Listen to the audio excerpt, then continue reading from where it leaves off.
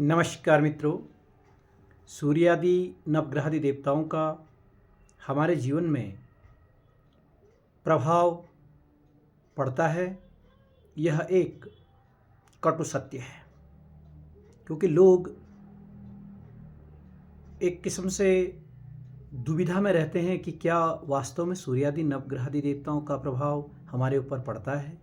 सूर्यादि नवग्रहादि देवता तो हमसे बहुत दूर हैं और उनका पृथ्वी पर कैसे प्रभाव पड़ेगा, तमाम इस प्रकार की अनर्गल बातें लोग करते हैं। लेकिन वास्तव में सत्यता ये है कि जिस प्रकार हम पर ग्रीष्म ऋतु का, शीत ऋतु का प्रभाव हमारे ऊपर पड़ता है, गर्मियों में हम लोग हल्के कपड़े पहनते हैं और जब ठंड लगती है तो हम अधिक कपड़े पहनने लगते हैं। तो यानी प्रकृति का हमारे ऊपर कहीं ना कहीं सीधा प्रभाव पड़ता है।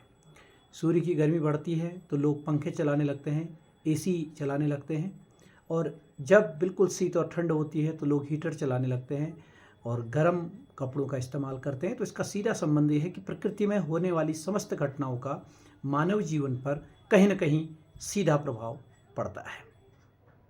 तो इसी क्रम में सूर्यादि नवग्रहादि देवताओं का भी हमारे जीवन में सीधा प्रभाव पड़ता है।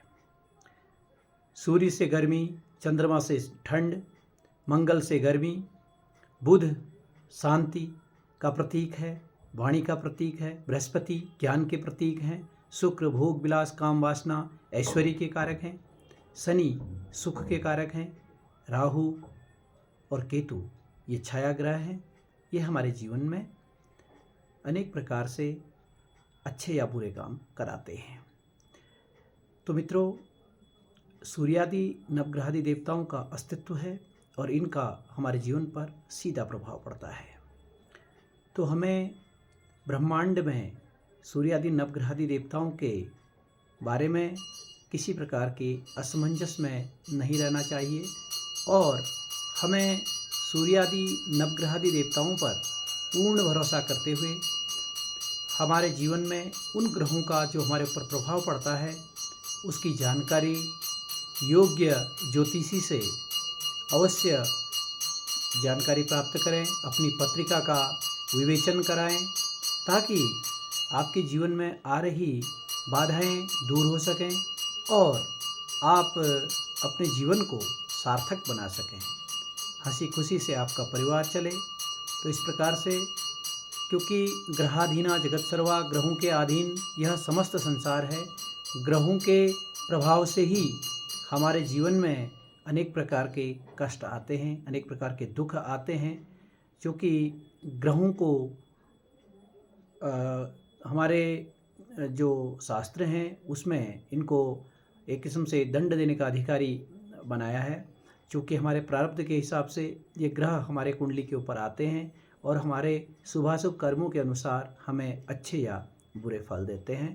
तो ऐसे में हमें कुंडली जांच करानी चाहिए और नवग्रहों की स्थिति को पता करना चाहिए और उस ग्रह से संबंधित जो हमें दुख दे रहा है या उन ग्रहों से संबंधित जो ग्रह हमारे कुंडली में कमज़ोर हैं, क्योंकि ग्रहों की स्थिति कुंडली में अनेक प्रकार की होती है। तो यह तो दीर्घ विस्तृत कुंडली, बृहद कुंडली बनाने के बाद उसके परिणाम समझने के बाद ही पता चलेगा।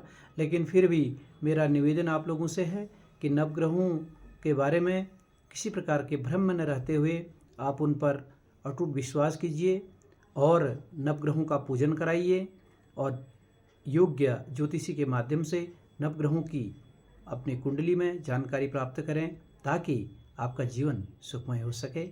इन्हीं शब्दों के साथ मैं अपनी वाणी को विराम देता हूँ।